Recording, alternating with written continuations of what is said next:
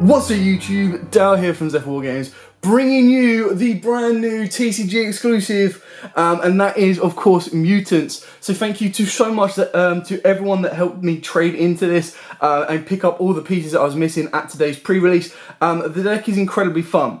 Now, as you saw from the introduction, it's not pure Mutants, it's actually Mutants mixed with Thunder. Now, I've done a lot of testing. I tested with Thunders, I've tested with the Nemesis, and I tried to test it pure.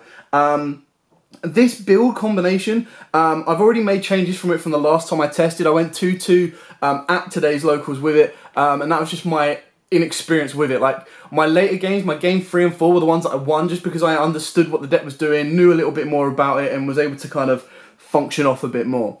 Now, with that said and done, please smash the like button. If this video gets 50 likes, I will do a combo video for you. I will also show you the other engines that you can play with this. The Nemesis engine, I'll also show you the Pure engine, and go from there.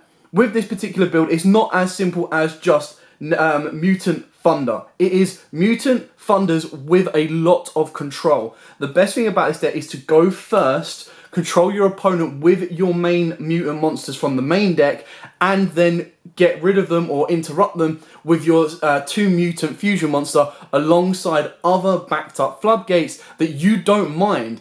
And the way I see it is any deck that can play the particular floodgates that we do in this deck is always going to stand a powerful chance, because the reason that these floodgates are so hard to put in decks is there's very few decks that can actually play with them involved. So definitely going to be worth it. With that said and done, let's crack through today's profile. And like I said, smash that like button, hit the notification bell, subscribe to get us to 50 likes to unlock a test hand combo video.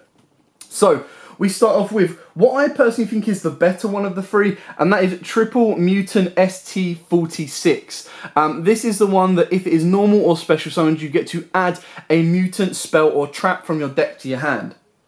The other one, and I'll go over the second effects all together, the other one is Mutant MO5. Now this one only adds you a mutant, so another mutant monster. So at this particular moment in time, all it's going to do is add the other one, so you've got the play to make the next turn, or if you've got the field spell, you kind of go from there. So like one of the good combos is you would normal summon the ST46, search out the field spell will then allow you to special summon the MO5, or vice versa, and then you've got both of them on board, which means you can end up with 2 of your boss monsters leading into a rank 8, and kind of go from there. Now they all share this, or they both share the same effect. Do not be surprised if we see more of these in the future. These were only like £5 to £7. Definitely worth picking up. TCG exclusives, in my opinion, when they hit £5, are always worth picking up, because all it takes is one card to break the deck, and they'll rocket in price. So it's definitely a safe investment as well. They are both level 3 or lower psychic, so we do of course play E-Telly, and E-Telly is at a stupid price right now. It's like £50 for an ulti, £8 for a gold, so you definitely get your money worth there. So both of the cards have the exact same effect. You tribute this card, then banish 1 card from your hand or face up from the field to special summon 1 monster from your hand or deck based on the banished card. So if you banish a monster, you special summon out Mutant Beast. If you banish a spell, you special summon out Mutant Mist. And if you banish a trap, you special summon out Mutant Arsenal. Now, Mutant Beast, again, we'll go through them now because we only play 3 of them. This is something that I cut down after last night. I was playing 2 Arsenal, 2 Beast and 1 Mist, but to be totally honest, you don't need any more of this. These are so bricky, especially in the Thunder version as well. You need to minimize these because the idea is you're going to recycle them when you can. Now, Beast is the one you're probably going to get out more times than not because you do play a lot of monsters that you actually want to banish. Beast is if your opponent activates a spell card or effect, you banish 1 card from your hand or field, even this card if you want to, and then negate that effect. Arsenal is if your opponent activates a monster effect, you banish a card from your hand or field, and then banish 1 card on the field. So it doesn't negate the effect. It's good disruption, but of course you have to banish a trap, and most of the traps in this particular build you want. So there's a couple of little rounds or little changes that you can kind of make to make it a little bit more live, and I have put the other mutant trap in this deck that I'll show you later on, that actually makes him a little bit more consistent. But again, they are rank 8s if you want to make a rank 8 out of them, and we do play a rank 8 engine in the extra deck, which gives you pretty much the same effect, but it would give you 2 dragons on the board. And then of course you've also got Mutant Beast is your best one at 24, and then Arsenal is your aggressor as well at 3k. But then the idea is, what I learnt testing this deck is I was all about, right, okay, this deck really needs to maintain hand resource. Like, any card I banish from my hand or field needs to be able to recur itself or put it back in the hand. Whereas when I was actually testing a lot more, I was like, it didn't actually matter if I banished these off of their own effects. Because you only want to banish them off their own effects if you've got Mutant Cry on board, and then basically what you're doing is you're just setting up your Mutant Cry play to put these all back into the deck. That is the other thing as well, is Mutant Cry will put these back into the deck. If they do go to the graveyard, you then use your Mutant Fusion to put them to the banish zone, and vice versa, and try and shuffle stuff around. So that's it for the Mutant cards right now. For the Thunder cards, we've got triple Thunder Dragon Dark. Again, it's a Dark, so we do play a Law of Darkness. If you banish it, it will just recur itself. It will then getting a Raw, a Hawk, or of course a Thunder Dragon Fusion. That being said, we do play double Raw and the one Hawk. You can play triple Raw if you want, but the way that I've kind of gone with this, and maybe Hawk isn't required in this build because it's a little less bricky, but the idea is that if I do banish my Hawk, I can try and fix my hand. Like, once I've got Beast on board, I can try and fix my hand to get the floodgates that I need if I haven't already got those missing pieces. And then, of course, Raw will then summon out Dark, and then if Dark leaves the field, you'll get Thunder Dragon Fusion or Hawk. If it doesn't, it just bounces back to your hand, giving you a easy banish material during your next turn, or during your opponent's turn. We've then got triple D-Shifter. So this is one of the first floodgates that is actually incredibly powerful in this deck. So whether you drop it during your turn or obviously your opponent's turn, 9 times out of 10 it does end your opponent's turn. Like, your opponent needs the graveyard. A couple of games that I won yesterday, I wasn't playing this, I forgot it and left it at home, but stuff like D-Fissure, spoiler that I play, actually would win the game on its own because a lot of people require their graveyard to either float effects or move effects around. It really did cause them issues. So being able to play D-Shifter, which is another reason why I play a Law in this deck, because I've actually got a lot more dark targets.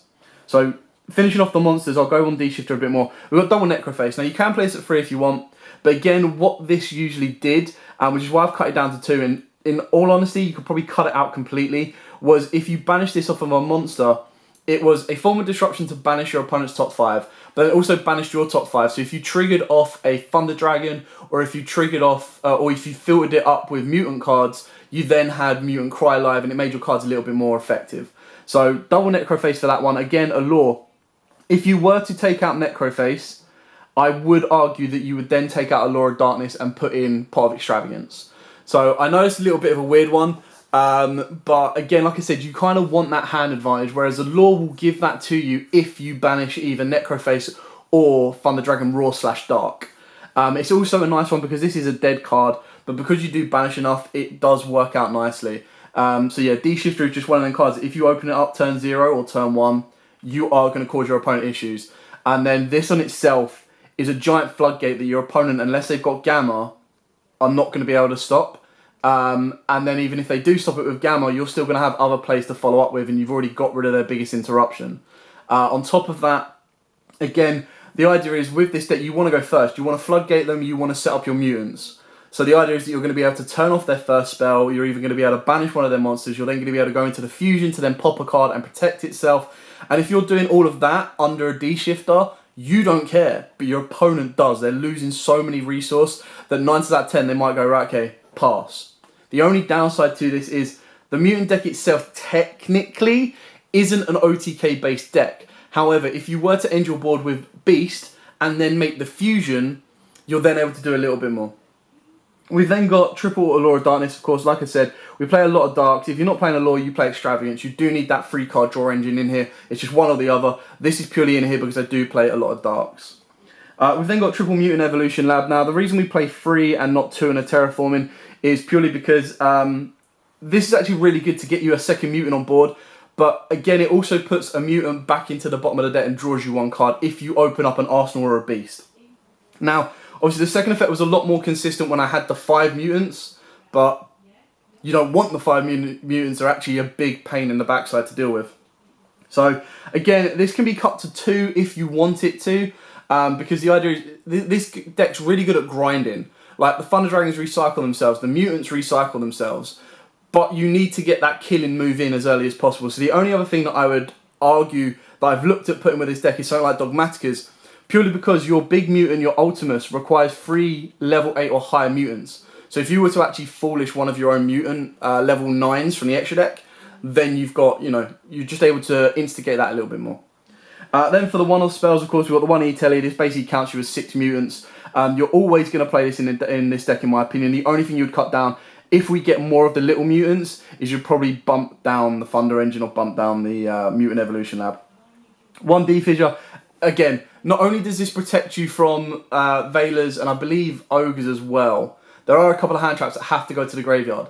But until you play this on your opponent doesn't realise how many cards actually need to be sent to the graveyard directly and how many cards this shuts off.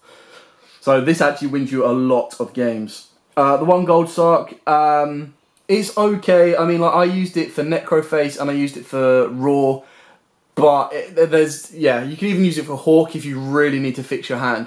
A lot has changed already just by cutting the big mutants down. So 1 gold Sark, you kind of play it. It is what it is. It works really nicely. The 1 Thunder Dragon Fusion, the 1 Call by the Grave, again, can be taken out if you want. It's going to change a lot when we get Cross Out Designator, but we've got to wait till February to get that as well. And plus, we'll get new mutant support. The 1 Mutant Fusion. Now, the reason I've gone with the 1 Mutant Fusion again is because your mutants require either 2 mutants with different attributes, which means you need one of your big mutants and one of your little mutants, or it's going to require 3 level 8 or higher mutants. So again, the only way you're going to be doing that is you're mainly going to be using the traps to fusion summon. What you can do, and I don't put it in the extra deck, is Verti Anaconda, purely because I've got my ST46 to search the Mutant Fusion. You don't really want to play the Mutant Fusion to get the little mutant out during your turn because you're going to be going first. You want to be dropping that mutant during your opponent's turn. That's when it becomes an issue for your opponent. So only 1. It's worked out nicely for me. I search it when I need it. But my main fusion card that I rely on is actually Mutant Cry. This card's so good. I love it already. So during the main phase, fusion summon 1 Mutant Fusion monster from your extra deck by shuffling the fusion materials listed on it into the deck from among your cards on the field, in your graveyard, and or face-up banished cards. Only activate 1 Cry per turn. Absolutely fine. Because the idea is, you're just going to go, cool, shuffle back the materials, shuffle back like an ST48 or an M05, plus either an Arsenal or a Beast that you've already used their effect on, and then get into your Synthesis. Your Synthesis is then going to target and pop a card, and then Synthesis can protect itself. Like, I'm actually really happy Konami didn't make Synthesis a secret, because if they did, we'd been in a lot more trouble. Like, the Ultimus is like a 15 quid card, and it'll probably come down to like 10 if not 8 quid. But if they actually made the Synthesis a secret, you actually need to play 3 of it, so that would have been a pain. The new addition to the deck, I actually didn't think this was a good card, but then like through testing, I was like, damn, I really need the little ones. So Mutant Expansion is really important. So when you activate this card, you can take 1 level 4 or lower mutant monster from your deck and either special summon it or add it to your hand. If a level 8 or higher mutant monster or monsters you control would be destroyed by card effect, you can banish this card, you can try instead. Now, you're not really going to want to be using that second effect, unless you're there to protect your Synthesis after it's already done its own effect. So what this is really good for is it is the additional trap fodder to get into Arsenal, and it is additional trap fodder that can be sent from the field after it's already been activated. So you get the summon, you get the add, then you get rid of it. Simple as that. Then we've got double there can only be 1. The only time this hurts you is with your extra deck, your dragon, your rank 8 play. Other than that, it doesn't touch you at all. So a lot of people think they're all psychics. They're actually not. Only your little mutants are psychics. And it's very rare that you're going to leave those little mutants on board. If anything, you're going to turn them into an Almirage, or you're going to banish them to bring out an Arsenal or a Beast, which is a machine and a beast. So that then allows you to go into your Ultimize or your Synthesis, which are psychics. The only thing this will stop you getting 2 Synthesis or a Synthesis and Ultimus, and usually you're going into Ultimus when you've got your Synthesis in the graveyard. And then finally, Macrocosmo. Like a deck that can abuse Macrocosmo, D-Fissure and D-Shifter is always going to have a massive edge on your opponent if you see them.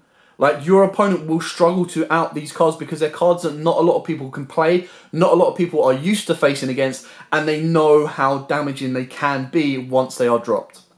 So, yeah, this deck I kind of went with the balance of the aggression of Thunders, the defensive nature and part aggression of Mutants, and then the full defensive nature of the Floodgates. So you've got go first, balanced, of half Mutants and all the Floodgates. You've got the balance of going second of your Mutants and your Fusions. So the deck synergizes really well together. Moving on to the extra deck, we'll go over the Fusions first. So we'll go over the Mutants. We do play the triple Mutant Synthesis. I love this card. This card's so good. Thank you, Konami, for not making this a secret. It is a level 9, so yes, we do play VFD, and I'll show you that a little later on. Requires 2 mutants with different attributes. So if they give us a mini mutant, like little mutant, that is like a fire and earth or something that's a different, this is going to get so much more broken because you don't need to rely on the level 8s to make it. But if this card is fusion summoned, you can target 1 card on the field, destroy it. When your opponent activates a card or effect, quick effect, you can activate this effect for the rest of this turn. This face-up card is unaffected by the effects of opponent's cards of the same type, monster, spell, or trap. If this fusion summon card you control is destroyed by an opponent's card, you can add one of your banished mutant cards to your hand. Only use each effect once per turn, but the idea is you bring them out, it's a pop disruption, it's a pop getting involved with it.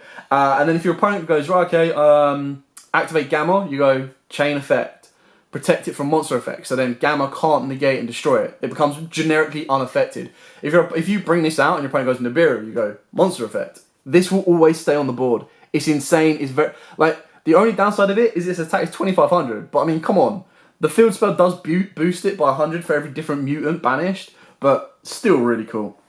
We've got the 1 Ultimias. Now the reason I've gone with the 1 Ultimias is because once you get this on the board, it should lead into game. So 3 level 8 or higher mutant monsters. Now, of course, you can use both the Beast and the Arsenal. Because I have cut that engine down, it's not going to be as consistent to bring out the Ultimias either.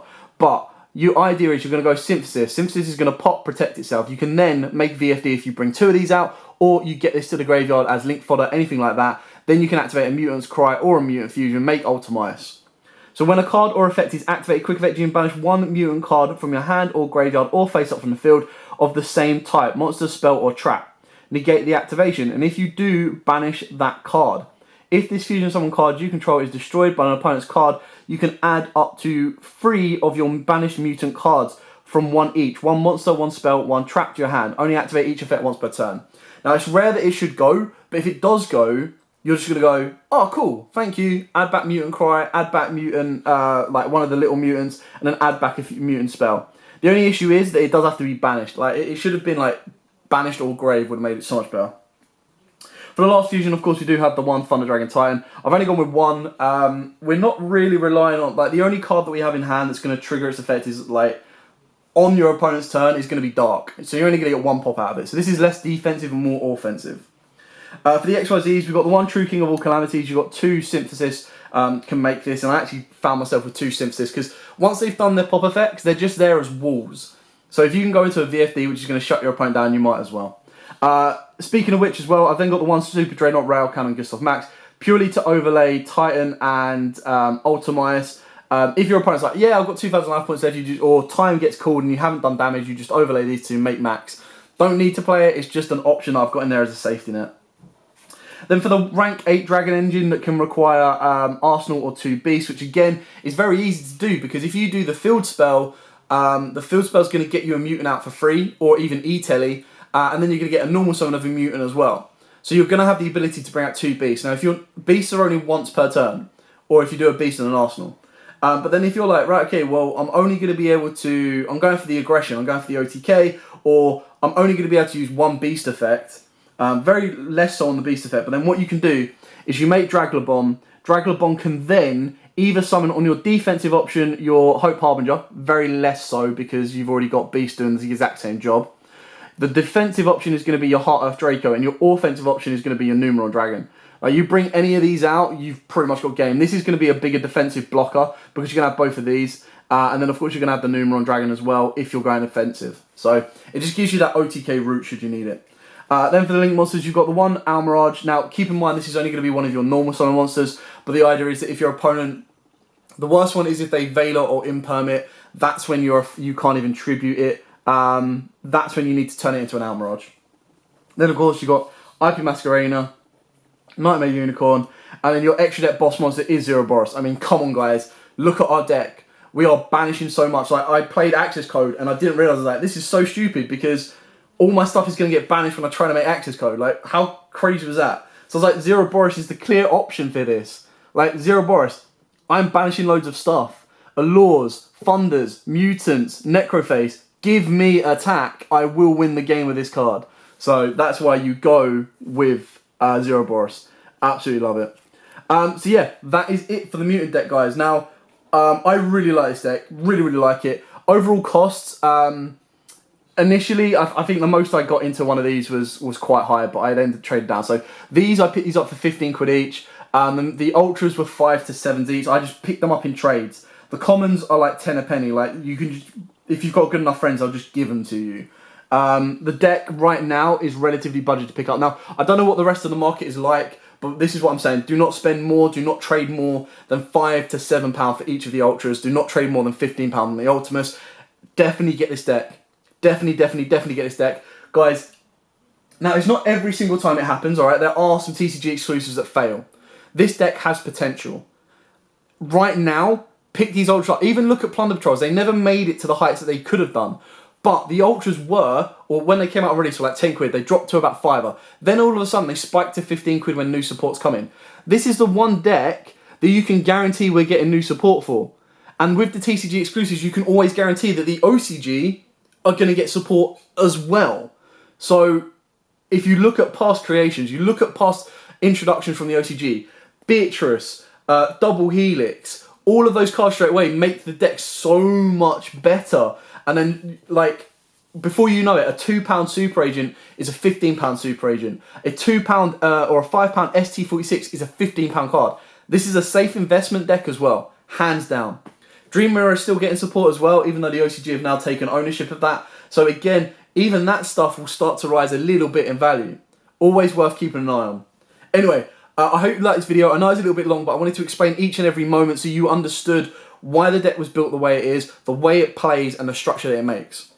Like I said, please smash that like button, hit the notification bell, and subscribe. If this video gets at least 50 likes, I will bring you a combo video, a test time video, and I'll also explain to you the other engines and what the other engines actually offer to this deck as well. Like I said, this deck has so much potential as an engine, as a pure deck, as anything. Definitely worth going and having a look at. Anyway, for now, thank you so much for watching. Don't forget to like, comment, subscribe, share. As absolutely always, guys, stay safe and happy balling.